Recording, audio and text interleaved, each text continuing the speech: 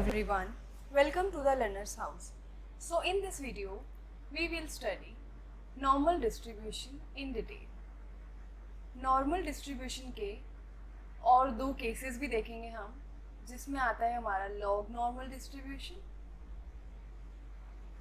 and standard normal distribution. ठीक है, तो सबसे पहले हम बात करेंगे नॉर्मल डिस्ट्रीब्यूशन की. नॉर्मल डिस्ट्रीब्यूशन क्या होता है? सपोज कोई रैंडम वेरिएबल x है जो फॉलो कर रहा है normal with parameters mu comma sigma square. So इससे आपको ये पता चल गया होगा कि जो नॉर्मल डिस्ट्रीब्यूशन होता है उसके पैरामीटर्स क्या होते हैं. सो यस, नॉर्मल डिस्ट्रीब्यूशन के पैरामीटर्स होते हैं म्यू एंड सिग्मा स्क्वायर. इस म्यू और सिग्मा स्क्वायर को हम ये भी बोल सकते हैं कि इसके पैरामीटर्स होते हैं मीन और वेरिएंस. यानी कि मीन ही नॉर्मल डिस्ट्रीब्यूशन का पैरामीटर है और वेरिएंस भी. सो ये दोनों इसके पैरामीटर्स होते हैं. तो हम हमेशा अगर कोई भी डिस्ट्रीब्यूशन नॉर्मल फॉलो करती है, अभी नॉर्मल क्या होता है, क्वेश्चंस कैसे सॉल्व करने हैं, सो ये सब मैं आपको बताऊंगी. बट अभी के लिए जस्ट हमने नोटेशन लिखी है कि कोई भी रैंडम वेरिएबल x अगर नॉर्मल फॉलो करेगा तो हम उसको इस तरीके से लिखेंगे कि x follows normal with mean mu and variance sigma square. So ये इसकी नोटेशन है. नाउ नॉर्मल जो डिस्ट्रीब्यूशन है वो बाकी डिस्ट्रीब्यूशन से थोड़ा सा डिफरेंट है और इसमें हमें बहुत सारी चीज़ें पढ़नी है. सो पहले इसका ग्राफ ड्रॉ करते हैं. जो नॉर्मल डिस्ट्रीब्यूशन का ग्राफ होता है वो कुछ इस तरीके का दिखता है. मे बी ये उतना परफेक्टली नहीं बना होगा बट सिमेट्रिकल बनाना है. ठीक है, तो आप इसको खुद से बना सकते हैं सिमेट्रिकल. सो ये जो ग्राफ होता है नॉर्मल डिस्ट्रीब्यूशन का, ये कैसा होता है? सिमेट्रिकल होता है. I hope you understand the meaning of symmetrical. मतलब हर जगह से सेम ग्राफ है. जैसे यहाँ पर जो है एरिया है वही यहाँ पर है, जो यहाँ है वही उसके आगे है. ठीक है, so this is what I mean by saying symmetrical. Also हमने सिमेट्री वगैरह पढ़ी हुई है. यहाँ पे हम लाइन ड्रॉ कर सकते हैं तो हम देखेंगे कि दोनों जो है फिगर्स कैसी दिख रही है, बिल्कुल सेम दिख रही है. सो नॉर्मल डिस्ट्रीब्यूशन का ग्राफ कैसा होता है? सिमेट्रिकल होता है. इसको हम बेल शेप्ड भी बोलते हैं. ठीक है, सो ग्राफ देख के हम आइडेंटिफाई कर सकते हैं कि इसकी शेप कैसी है, बेल जैसी है, इसलिए हम इसको क्या बोलते हैं? Bell shaped. Okay, so now normal distribution के पीडीएफ पे आते हैं कि इसका पीडीएफ क्या होता है. सो नॉर्मल डिस्ट्रीब्यूशन का जो ग्राफ है वो हमने ऑलरेडी देख लिया है. एक बार इस ग्राफ को यहाँ ड्रॉ कर लेते हैं क्योंकि इस ग्राफ से हम बहुत सारी चीज़ें समझेंगे आज की क्लास में. नाउ इसका जो पीडीएफ होता है, PDF of normal distribution is, we are denoting it by f x as पर द नोटेशंस. सो इसका जो पीडीएफ होता है थोड़ा सा कॉम्प्लेक्स होता है.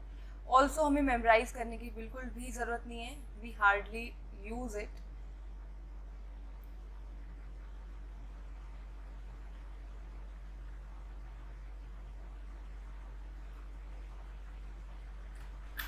सो ये पीडीएफ होता है नॉर्मल डिस्ट्रीब्यूशन का 1/σ√2π e raise to the power minus, this is 2 minus half हो गया ये, x minus mu by sigma का होल स्क्वायर.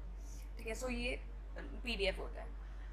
अब इस पीडीएफ में हम देख सकते हैं सिग्मा क्या है, स्टैंडर्ड डेविएशन है, मीन क्या है, म्यू है, यहाँ पर सिग्मा स्टैंडर्ड डेविएशन है, this pi is constant and this is also. Okay, so ये इसका पीडीएफ है. नाउ ग्राफ पे आते हैं. अब एक चीज़ तो हम पता लगा ही सकते हैं कि अगर नॉर्मल डिस्ट्रीब्यूशन का ग्राफ सिमेट्रिकल है तो ये किस तरीके से बन रहा है. मतलब कि अगर आप ध्यान से देखो तो हमें पता चलेगा कि जो एरिया, अगर मैं यहाँ पर एक लाइन ड्रॉ करूँ, स्ट्रेट लाइन, सो इसके इस साइड जितना एरिया है उतना ही एरिया इसके इस साइड है. तो इससे हमें क्या पता चला? इसका मीन जो है वो बिल्कुल मिड वाली लाइन है. यस, तो इसके अगर दोनों साइड्स पर सेम वैल्यूज हैं, सेम वैल्यूज से मेरा मतलब है कि सेम प्रोबेबिलिटीज है.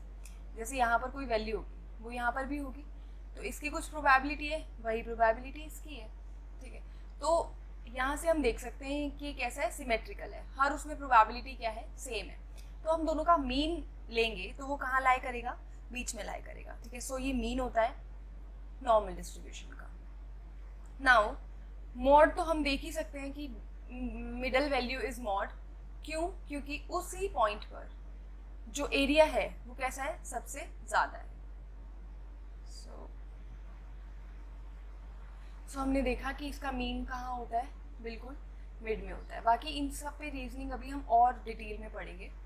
सो इसमें कोई डाउट बचेगा नहीं एट द एंड, ऑल्दो अभी it may look complex. So now ये मीन है जिसको हम डिनोट करेंगे म्यू से। इसके लेफ्ट साइड भी एरिया है और राइट साइड भी। नॉर्मल में एक रूल होता है जिसको हम बोलते हैं 6 सिग्मा रूल। वो 6 सिग्मा रूल क्या होता है? सपोज यहाँ पर कोई पॉइंट है और सेम पॉइंट यहाँ है। ये पॉइंट हम कैसे लिख रहे हैं? ये पॉइंट है mu plus sigma, sigma is the standard deviation, और ये पॉइंट भी है म्यू प्लस सिग्मा। ठीक है, no this is not plus sigma, this is minus sigma. So हमने क्या करा, एक दो पॉइंट्स मार्क करे, एक में सिग्मा जोड़ दिया और एक में सिग्मा सब्ट्रैक्ट कर दिया। ठीक है, so this is mu plus sigma and this is mu minus sigma. तो 6 सिग्मा रूल ये कहता है कि म्यू माइनस सिग्मा में ही बहुत सारी प्रोबेबिलिटीज आएंगी, मतलब इसी रेंज में बहुत सारी प्रोबेबिलिटीज आएंगी। अगर ये लाइन ड्रॉ सीधी नहीं हो रही है तो आप ये कर लेना। इस इतने एरिया जो है ये कितना होगा, 34%, यानी कि बहुत सारी वैल्यूज होंगी जो इसके अंदर ही लाई कर रही होंगी। और यहाँ पर भी जो है म्यू प्लस सिग्मा वाला पॉइंट, उसमें भी कितनी परसेंट वैल्यूज आएंगी, 34%। ठीक है, सो ये होता है 6 सिग्मा रूल। इसमें और आगे भी है जिसमें हम म्यू प्लस 2 सिग्मा 3 सिग्मा। सो ऐसे ही अगर हम 2 सिग्मा तक जाएं, अगर हम 2 सिग्मा तक जाएं तो यहाँ पर भी कुछ एरिया एसोसिएटेड होगा। 34% एरिया जो था वो वहीं पर हो गया, तो अब बचा कितना, बहुत सारा बचा है, उसमें कुछ पीछे भी है। तो यहाँ तक का जो एरिया होता है ये होता है 14%, यानी कि इन दोनों लाइंस के बीच में कितना एरिया होता है, 14%। सेम यहाँ पर भी कितना एरिया होता है, 14%। नाउ इसके बाद यहाँ पर सेम लाइन,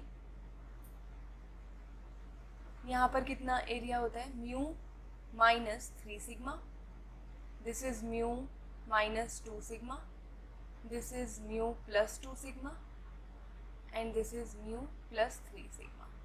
ठीक है, सो यहाँ तक 14 हो गया था। तो 3 सिग्मा तक ये कितना होता है, 2% होता है, 2 इधर भी और 2 इधर भी।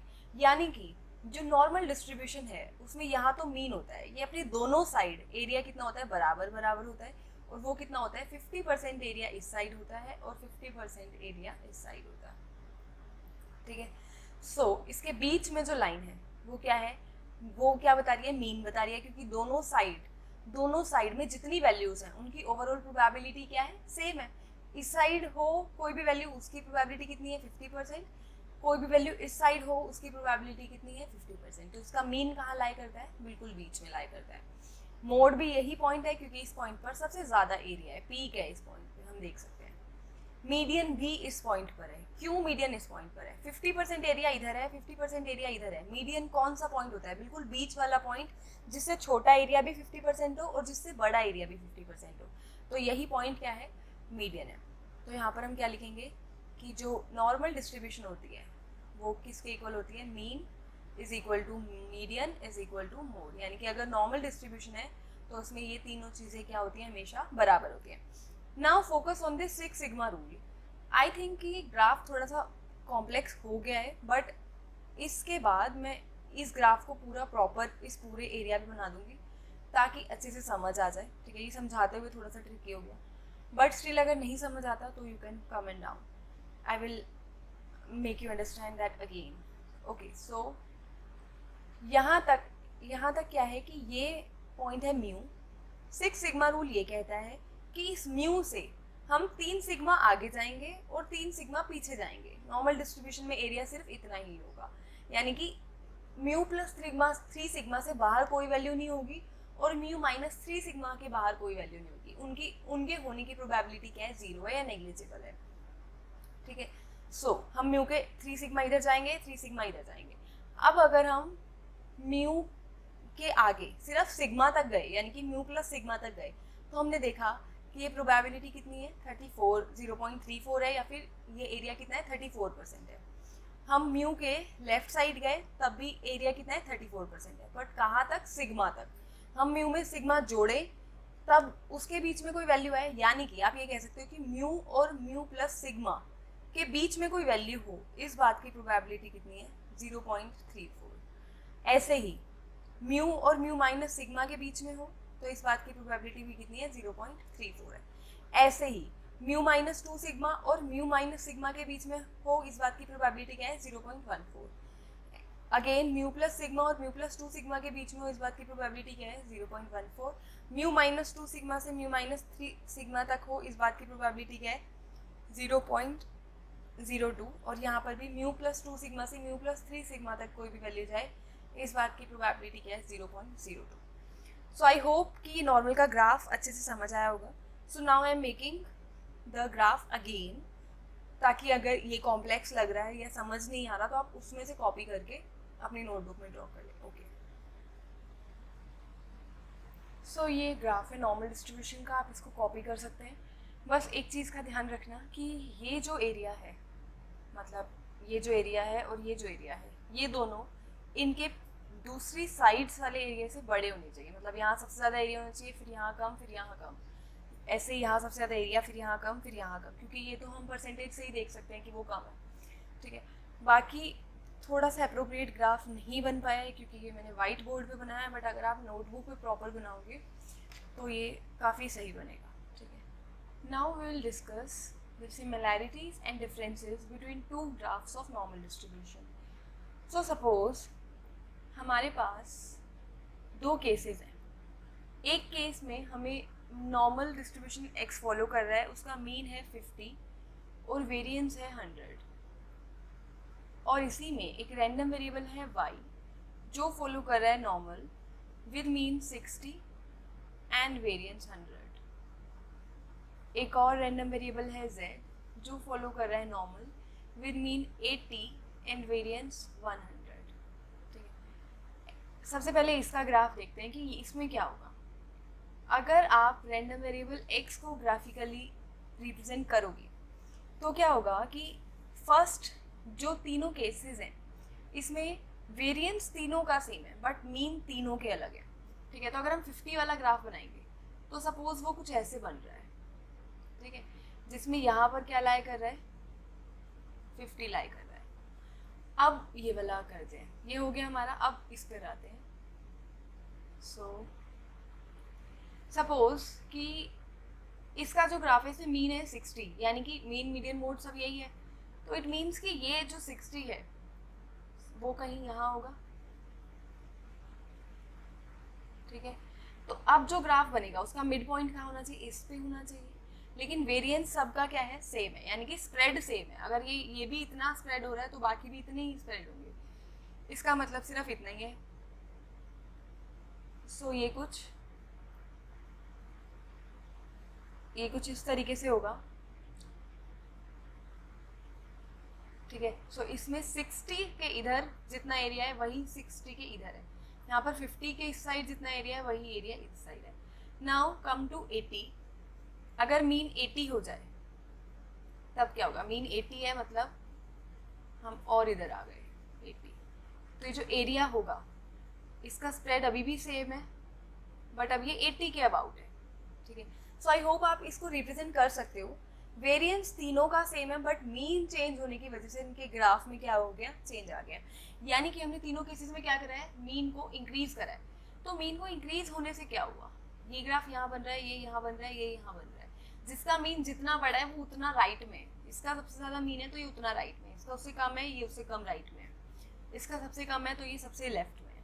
ठीक है, तो मीन हमेशा लेफ्ट, जब भी हम मीन को बढ़ाएंगे तब हमेशा हमारा ग्राफ कहाँ शिफ्ट होगा, राइट में।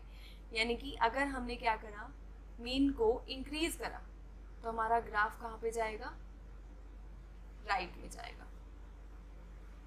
ठीक है, अगर हम मीन को डिक्रीज करेंगे तो हमारा ग्राफ कहाँ आएगा, लेफ्ट में आएगा। इसको आप खुद ट्राई करके देख सकते हैं। जैसे सपोज यहाँ पर 20 है, ठीक है, तो अब जो एरिया है वो किसके अबाउट होगा, इस 20 के अबाउट होगा, ठीक है। तो उतना लेफ्ट में आ गया जितना हमने मीन को कम किया, ठीक है। अब हमने एक केस लिया था जिसमें वेरिएंस बराबर है और मीन चेंज हो रहा है। अब हम केस लेंगे जिसमें मीन सेम होगा और वेरिएंस चेंज होगा। तो देखते हैं कि सिर्फ वेरिएंस के चेंज होने से ओवरऑल ग्राफ पे क्या फर्क पड़ेगा। सो सपोज अगेन हमारे पास 3 रैंडम वेरिएबल है X Y Z. X follow कर रहा है normal with mean 50, variance 100। Y follow कर रहा है normal with mean 50 and variance 200। और z फॉलो कर रहा है normal with mean 50 and variance 60। So हम देख सकते हैं कि इसका वेरिएंस सबसे कम है, इसका मिड में है और इसका सबसे ज़्यादा है, और मीन सबके क्या है, सेम है। सो देखते हैं कि ग्राफ पे क्या इफेक्ट पड़ता है। तो सबसे पहले हम फर्स्ट केस का ग्राफ बना रहे हैं जो कुछ ऐसे होगा अगर इसका मीन कहाँ है, यहाँ पर है, यानी कि ये 50 है, ठीक है। तो इसका वेरिएंस कितना है, 100 है। नाउ सेकेंड केस, ग्राफ को थोड़ा सा सही से बना लेना, लाइक सिमेट्रिकल टाइप। सो अब जब हम वेरिएंस बढ़ाएंगे तो वेरिएंस बढ़ाने का क्या मतलब है, वेरिएंस बढ़ाने का मतलब है कि हम ग्राफ का जो स्प्रेड है वो क्या कर रहे हैं, वो हम बढ़ा रहे हैं, ठीक है। सो स्प्रेड बढ़ेगा इस वाले केस में, और मीन होगा अभी भी ये किसके अबाउट, 50 के अबाउट, यानी कि इसको रहना 50 के ही अबाउट है, लेकिन इसका ये क्या हो जाए, स्प्रेड क्या हो जाए, बढ़ जाए, यानी कि अगर ये यहाँ तक स्प्रेड हो रहा है तो ये उससे ज़्यादा स्प्रेड हो कहीं यहाँ तक, ठीक है। सो ये कैसे होगा, ये भी कुछ इस तरीके से होगा, बट ये जो ग्राफ है ये थोड़ा सा स्टीप हो जाएगा। हमने वेरिएंस इंक्रीज करा है तो ये फ्लैट हो जाएगा, हाँ यहाँ पे फ्लैट हो गया।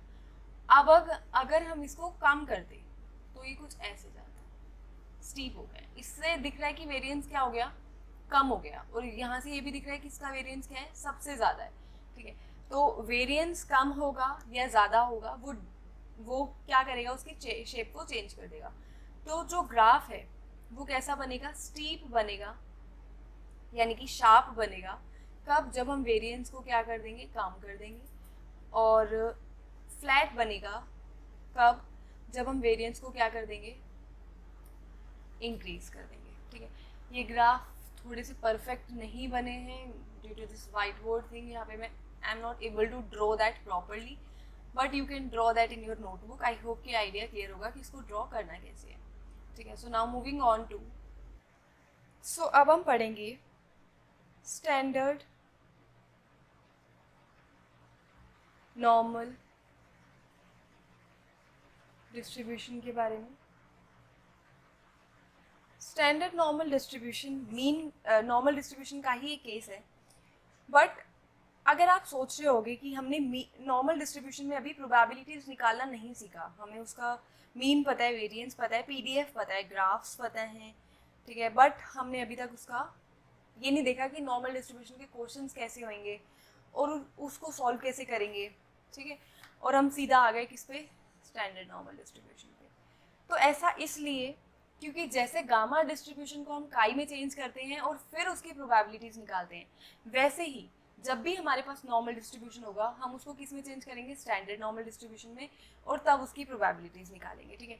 तो स्टैंडर्ड नॉर्मल डिस्ट्रीब्यूशन को हम z से डिनोट करते हैं कि z फॉलो करेगा नॉर्मल, यहाँ नॉर्मल ही लिखते हैं, बट आगे हम लिखते हैं कि इसका मीन 0 होगा और वेरिएंस क्या होगा, 1 होगा।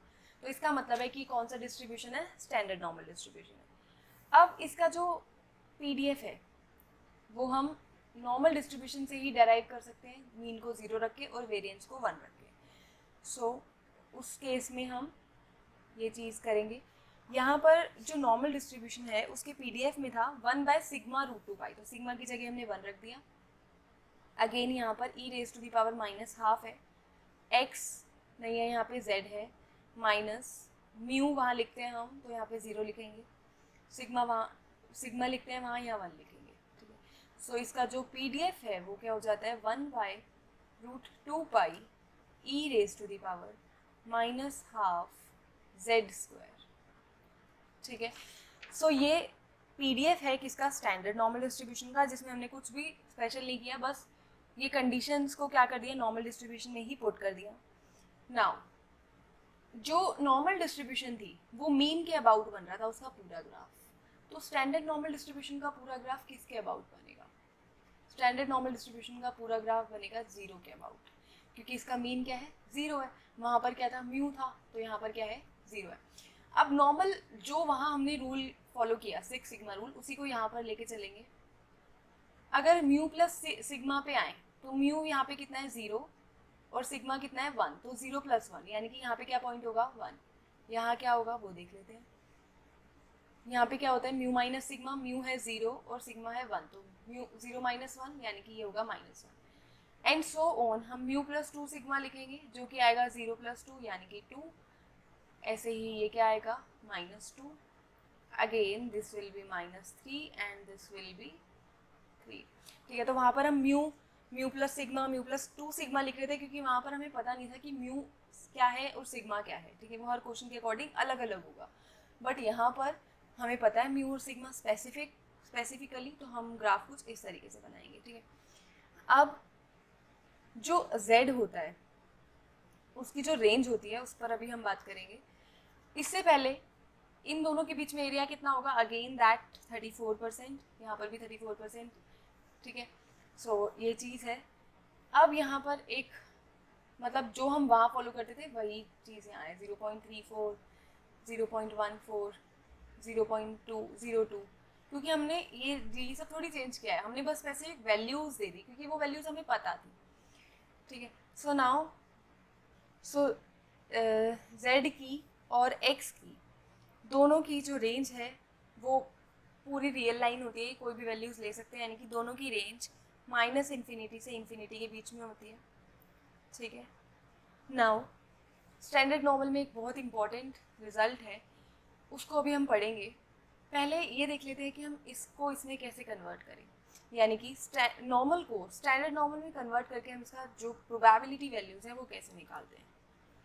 Now focus on one thing कि जो x है वो अगर नॉर्मल डिस्ट्रीब्यूशन फॉलो करता है तो उसका जो PDF होता है वो होता है 1/σ √2 पाई e⁻²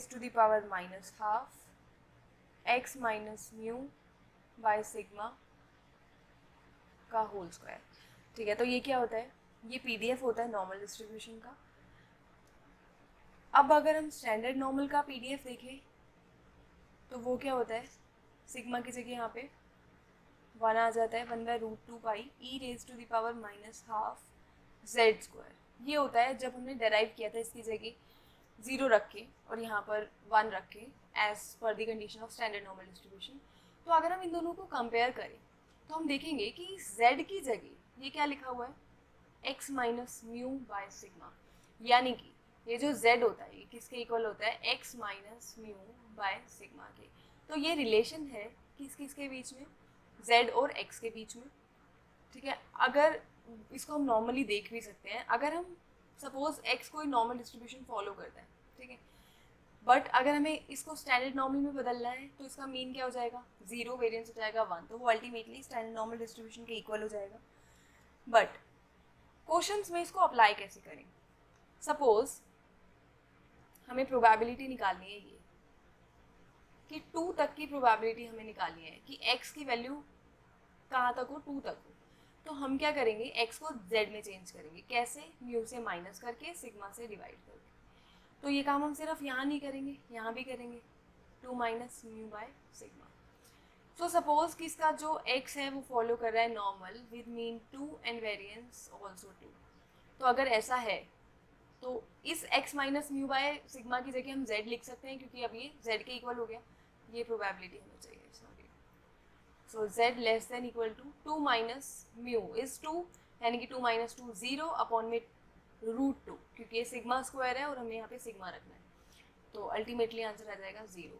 तो हमें इसकी प्रोबेबिलिटी चाहिए। अब इसकी प्रोबेबिलिटी कैसे निकालें? यानी कि आपको नॉर्मल डिस्ट्रीब्यूशन की अगर प्रोबेबिलिटी निकालनी है तो उसके लिए भी हमें क्या सीखना पड़ेगा कि स्टैंडर्ड नॉर्मल की जो है प्रोबेबिलिटी वैल्यूज़ वो कैसे निकालें। तो अब देखते हैं कि अगर स्टैंडर्ड नॉर्मल डिस्ट्रीब्यूशन होगा तो हम उसकी प्रोबेबिलिटी वैल्यूज़ कैसे निकालेंगे। सो स्टैंडर्ड नॉर्मल की प्रोबेबिलिटीज़ कैसे देखेंगे? टेबल में, ये टेबल है स्टैंडर्ड नॉर्मल डिस्ट्रीब्यूशन का और ये कहाँ तक की प्रोबेबिलिटी दे रहा है, x तक की, ठीक है, यानी कि CDF की प्रोबेबिलिटी दे रहा है एक तरीके से। इस केस में हमें कहाँ तक की प्रोबेबिलिटी चाहिए, 0 तक की चाहिए, ठीक है। सो 0 तक की प्रोबेबिलिटी हम यहाँ देख सकते हैं, हमारा x क्या है, 0 है, ठीक है। सो हमारा x क्या है इस केस में, 0 है, तो प्रोबेबिलिटी क्या है, 0.5। ये 5x जो है ये एरिया कितना आ रहा है वो ही बता रहा है, ठीक है। मतलब x की जो प्रोबेबिलिटी है, मतलब CDF की जो प्रोबेबिलिटी है x की, या फिर x तक का जो एरिया है, या फिर x तक की जो प्रोबेबिलिटी है, ये वो ही डिनोट कर रहा है, ठीक है। तो इस 5x से कंफ्यूज मत होना। 0 तक की प्रोबेबिलिटी हम इसके सामने देख सकते हैं कितनी है, 0.5 है। इसके अलावा अगर हम इस क्वेश्चन को, मतलब इस पर्टिकुलर क्वेश्चन को टेबल से नहीं देखते तो भी हम जनरल नॉलेज से भी इसको आइडेंटिफाई कर सकते हैं। अभी हमने स्टैंडर्ड नॉर्मल का ग्राफ बनाया था जिसमें हमने देखा था कि वो ग्राफ कुछ इस तरीके से होता है, ठीक है, जिसमें यहाँ पर क्या होता है, 0 होता है, ठीक है। तो 0 तक का एरिया कितना होगा, 50% होगा, और 0 से बड़ा एरिया भी कितना होगा, 50% होगा, ठीक है। तो उसमें कोई शक नहीं था, बट अगर कोई और वैल्यू देखनी हो तो हम एक्चुरियल टेबल से ही देखेंगे। अब स्टैंडर्ड नॉर्मल डिस्ट्रीब्यूशन के बारे में थोड़ा सा और पढ़ते हैं। सपोज ये कोई ग्राफ है जो कुछ इस तरीके से बन रहा है, एक second, let me make it again.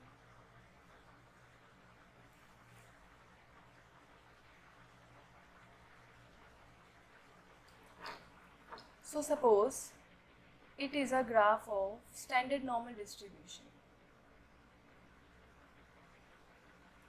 थोड़ा सा बेकार बन रहा है बट प्लीज।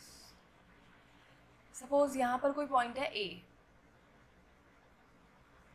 और यहाँ पे कोई पॉइंट है सपोज -A, ठीक है। तो A से बड़ा एरिया जितना होगा, स्टैंडर्ड नॉर्मल में तो यही होता है, अभी हमने देखा था 0, 1, 2, 3 तक हम गए थे। तो A से बड़ा एरिया जितना है उतना ही एरिया -A से छोटा होगा, ये बात हमें पता है स्टैंडर्ड नॉर्मल में। जैसे अभी हमने बनाया था एक स्टैंडर्ड नॉर्मल का ग्राफ जिसमें हमने 0, 1, 2, 3, 0, -1, -2, -3 लिया था, तो हमें पता था कि 0 से 1 के बीच में जो एरिया है वही 0 से -1 के बीच में एरिया है, यानी कि 1 से बड़ा एरिया जितना है उतना ही एरिया -1 से छोटा है, ठीक है।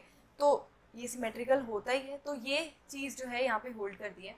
तो कभी कभी क्या होगा कि हमारे पास कुछ ऐसी सिचुएशन होगी कि हमें प्रोबेबिलिटी निकालनी है कि जो z है वो सपोज 0.4 -0.40 तक का एरिया हमें चाहिए, ठीक है। अब अगर हम इसको एक्चुरियल टेबल्स में देखें तो यहाँ पर एक ये पेज है और एक ये पेज है, ठीक है, यानी कि हमारे पास इसके अलावा और कोई प्रोबेबिलिटी नहीं है। और अगर आप यहाँ से देखो तो ये 0 से स्टार्ट हो रही है, यानी कि इसमें सारी वैल्यूज़ कैसी हैं, पॉजिटिव है। इसका मतलब ये नहीं है कि x की वैल्यू नेगेटिव नहीं हो सकती, बिल्कुल हो सकती है, बट अगर 1.6 से बड़ा एरिया इतना है तो -1.6 से छोटा एरिया भी उतना ही होगा, तो हमें उसको चेंज करना पड़ेगा। जैसे -0.40 सपोज यहाँ है तो हमें इससे छोटा एरिया चाहिए, तो वो एरिया हम कैसे निकाल सकते हैं कि 0.40 से भी बड़ा एरिया कितना होगा, उतना ही होगा। तो यहाँ पे जो फॉर्मूला है इस चीज़ को लिखने का वो ये है कि सपोज अगर हमें प्रोबेबिलिटी निकालनी है z less than equal to -a की, तो वो किसके इक्वल होगी, probability that z is greater than और इक्वल टू a, ठीक है। तो हमें इसको माइनस से प्लस में चेंज करना है, फिर उसके बाद हम प्रोसीड करेंगे। जैसे ये क्वेश्चन है, इसको करके देख लेते हैं। हम क्या करेंगे, हमें ये यहाँ पे माइनस की जगह क्या चाहिए, प्लस चाहिए। तो माइनस की जगह कब प्लस कब आएगा, जब हम इस लेस देन के साइन को क्या कर दें, ग्रेटर देन में चेंज कर दें। ये साइन कैसा है, लेस देन तक का है, तो हम इसको क्या कर देंगे, ग्रेटर देन इक्वल टू 0.40, ठीक है। सो इसको हम क्या लिख सकते हैं, 1 minus probability z less then 0.40, ठीक है। सो अगर हम ये प्रोबेबिलिटी देखें, अब ये प्रोबेबिलिटी तो हम इजीली निकाल सकते हैं क्योंकि अब हमें कहाँ तक का एरिया चाहिए, 0.40 तक का एरिया, ठीक है। तो हमने इसको पॉजिटिव में चेंज कर लिया। अब एक्चुरियल टेबल्स में 0.40 ये रहा, तो इस यहाँ तक का एरिया कितना है, 0.65542, तो ये हो जाएगा 1 माइनस 0.65542, ठीक है। सो आई होप ये समझ आया होगा कि अगर माइनस में हो ये वैल्यूज़ तो उसको पहले प्लस में चेंज करेंगे और फिर उसकी क्या करेंगे, प्रोबेबिलिटीज़ को हम निकालेंगे। सो एक होमवर्क मैं आपको इस वीडियो में दे रही हूँ, विच इज़ आपको क्या करना है कि x जो है एक रैंडम वेरिएबल है जो फॉलो कर रहा है normal with mean mu and variance sigma square. ठीक है, तो आपको क्या करना है, एक ट्रांसफॉर्मेशन लगानी है एंड द ट्रांसफॉर्मेशन इज कि x minus mu upon sigma क्या होता है, z होता है, ये आपको पता है। ठीक है, तो आपको x का PDF लिखना है। ठीक है, x के PDF से जैसे अगर आई होप कि आपने मेरा ट्रांसफॉर्मेशन वाला वीडियो देखा होगा जो रैंडम वेरिएबल में है, वो बहुत इंपॉर्टेंट टॉपिक है। अगर आपने नहीं देखा तो आप अभी प्लेलिस्ट में चेक करके देख सकते हैं। ठीक है, तो हमने क्या करा कि एक रिलेशन मिल गया हमें z और x के बीच में। तो इस रिलेशन से आपको PDF यूज़ करना है किसका, fx का, और आपको PDF डेराइव करना है किसका, f ऑफ z का। ठीक है, वो नॉर्मली हमने किया था मीन और वेरिएंस को पुट करके, बट वैसे नहीं करना, आपको इसको बिल्कुल ट्रांसफॉर्मेशन वाले मेथड से करना है।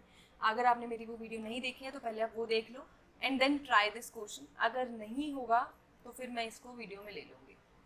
ठीक है, सो ये क्वेश्चन है नॉर्मल डिस्ट्रीब्यूशन का, जिसमें हमें बोला है कि average number of acres burned by forest and range fires in a large New Mexico City country is 4300 acres per year, यानी कि इतने एकर्स पर ईयर जो है बर्न होते हैं with a standard deviation 750 acres. The distribution of the number of acres burned is normal. So इसमें जो random variable है वो है नंबर ऑफ एकर्स बर्न्ड। ठीक है, ये रैंडम वेरिएबल है। तो सबसे पहले हम क्या करेंगे, रैंडम वेरिएबल डिफाइन करेंगे जो कह रहा है नंबर ऑफ एकर्स बर्न्ड। और ये जो रैंडम वेरिएबल x है ये क्या फॉलो कर रहा है, नॉर्मल विद मीन जो हमें दिया है एवरेज 4300 और स्टैंडर्ड डेविएशन हमें दिया है 750, तो वेरिएंस हो गया 750 स्क्वायर। ठीक है, तो ऐसे हम नॉर्मल जो है ये डिफाइन करेंगे। Also normal is a part of continuous random variable, तो इसमें भी हमेशा लिखा होगा। ये डिस्ट्रीब्यूशन डिफाइन हो गया। अब हमें बोला है, यहाँ लिखा हुआ है नॉर्मल, तो जब भी कॉन्टिन्यूस रैंडम वेरिएबल का क्वेश्चन होगा तो वो लिखा होगा ऑलमोस्ट, या फिर हिंट दे रखी होगी। तो हमें क्या प्रोबेबिलिटी निकालनी है कि 2500 से 4200 एकर्स के बीच में हम जो है बर्न करें। तो we have to calculate this 2500, यानी कि जो हमारा x है वो 2500 से 4200 के बीच में हो। ठीक है, अब मैंने रैंडम वेरिएबल वाली एक वीडियो में ये बताया था कि अगर कभी भी x कोई भी रैंडम वेरिएबल a से b के बीच में निकालना हो तो इसको हम कैसे निकालेंगे। इसको यहाँ पे देखो, सपोज रैंडम वेरिएबल x है, ये कहाँ से कहाँ तक हो, a से b तक के बीच में हो ये। ठीक है, इस बात की प्रोबेबिलिटी निकालनी है। तो हम क्या करेंगे, b तक का एरिया निकाल देंगे, ये b तक का एरिया है। ठीक है, और उसको अगर हम a तक के एरिया से माइनस कर दें तो हमें a और b के बीच का एरिया मिल जाएगा, यानी कि this is our required area, so ये हमें मिल जाएगा। तो इसका फॉर्मूला मैंने डायरेक्ट लिखवाया हुआ है, विच इज़ दिस कि b तक का एरिया माइनस a तक का एरिया। ठीक है, सो b यहाँ पर क्या है 4200, यानी कि 4200 तक का एरिया माइनस कहाँ तक का एरिया, 2500 तक का एरिया। सो हमें पता है कि x नॉर्मल फॉलो कर रहा है, तो z क्या फॉलो करेगा, standard normal with mean 0 and variance 1। और डिफाइन कैसे करेंगे, x माइनस मीन कितना है 4300 अपॉन में वेरिएंस कितना है, variance is sorry standard deviation is 750, तो यहाँ पे क्या लिखेंगे 750, this is equal to z। ठीक है, तो यहाँ पर what we will do is ये एक छोटा सा ट्रांसफॉर्मेशन करेंगे। x की जगह हमें क्या लिखना है z, और z कब आएगा, जब हम इसमें मीन माइनस करें और स्टैंडर्ड डेविएशन से डिवाइड करें। तो 4200 माइनस 4300 इज माइनस 100 अपॉन में स्टैंडर्ड डेविएशन यानी कि 750 माइनस प्रोबेबिलिटी, इसको भी हम z में चेंज करेंगे। तो इस ये जो हम z डायरेक्ट लिख रहे हैं इसकी जगह आपको एक स्टेप और करना है, जहाँ पे आपको z की जगह x minus mu by sigma लिखना है। ठीक है, तो बस वो ही काम करना है। इसके मैंने जस्ट डायरेक्ट लिख दिया x से z, फिर 2500 में से 4300 माइनस करेंगे तो हमारा आएगा 1800 माइनस 1800 सॉरी अपॉन में 750। ठीक है, अब हमें इसको जस्ट सिंप्लीफाई करना है, और टेबल में इसकी वैल्यूज देखनी कि क्या होगी। सो इसको सॉल्व करके आ जाएगा, इसकी वैल्यू आ जाएगी -0.1333। So we would write it like this, probability z हमें कहाँ तक एरिया चाहिए, -0.1333 minus probability z less than equal to, इसको सॉल्व करके आएगा -2.4।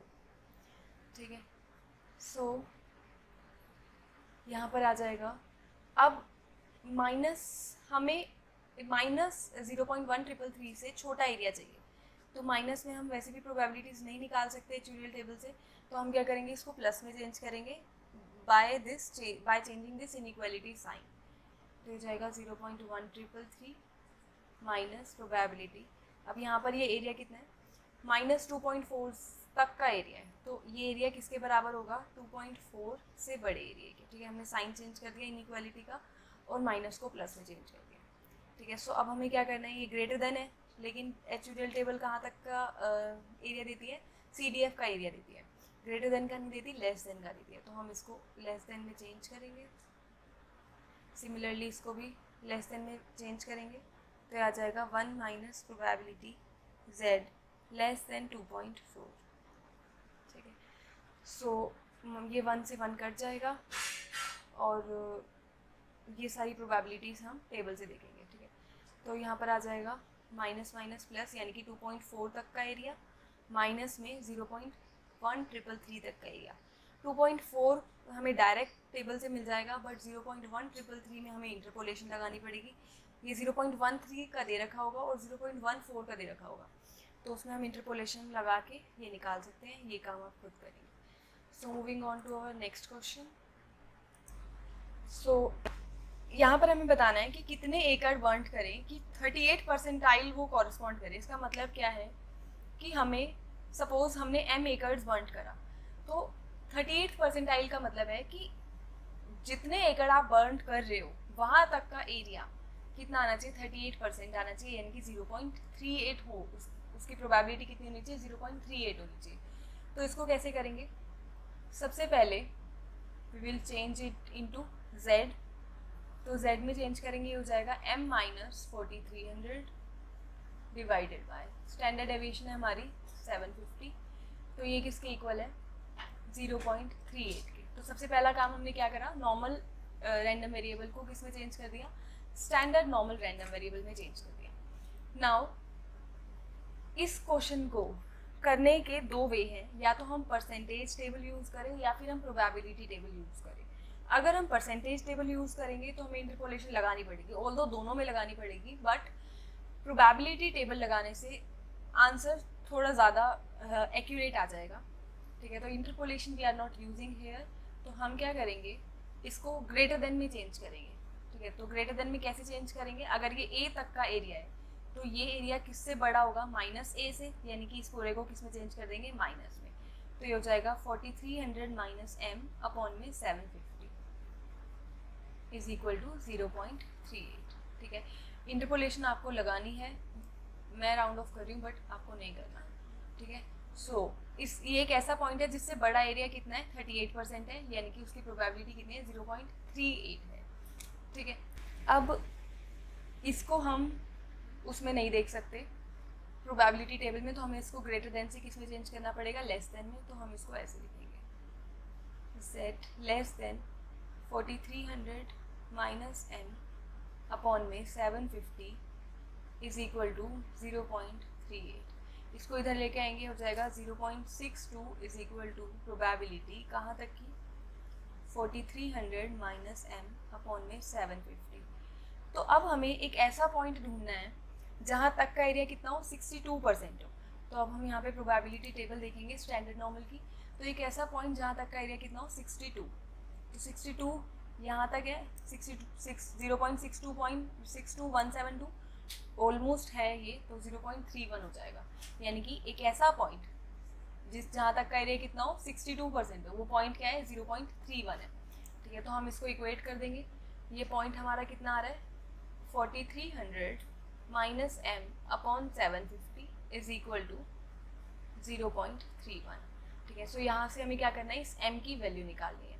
तो इसको इधर लेके जाएंगे, दोनों को इधर, तो m की जो वैल्यू आएगी वो आएगी, सो ये m आ जाएगा 4067.5। ठीक है, सो अब हम नेक्स्ट क्वेश्चन देखेंगे। सो x है यहाँ पर क्लेम साइजेस इस क्वेश्चन में, तो x रैंडम वेरिएबल डिफाइन करेंगे जो कह रहा है क्या, क्लेम साइजेस, और x फॉलो कर रहा है normal distribution with mean 6000 and standard deviation 1000, तो वेरिएंस हो जाएगा 1000 स्क्वायर। तो हमें प्रोबेबिलिटी निकालनी है कि जो क्लेम है, claim is for more than 7500, ये 7500 से ज़्यादा हो, गिवन दैट, ये बात हमें पता है कि ये 6000 से ज़्यादा है। ठीक है, तो ए कंडीशनल बी वाली प्रोबेबिलिटी जो है हमें निकालनी है, जिसका फॉर्मूला क्या होता है, पहला आएगा न्यूमरेटर में आएगा इन दोनों का इंटरसेक्शन, यानी कि 7500 से बड़ा हो क्लेम साइज और 6000 से बड़ा हो, इन दोनों के बीच में कॉमन क्या है, सपोज 6000 यहाँ है और 7500 यहाँ है।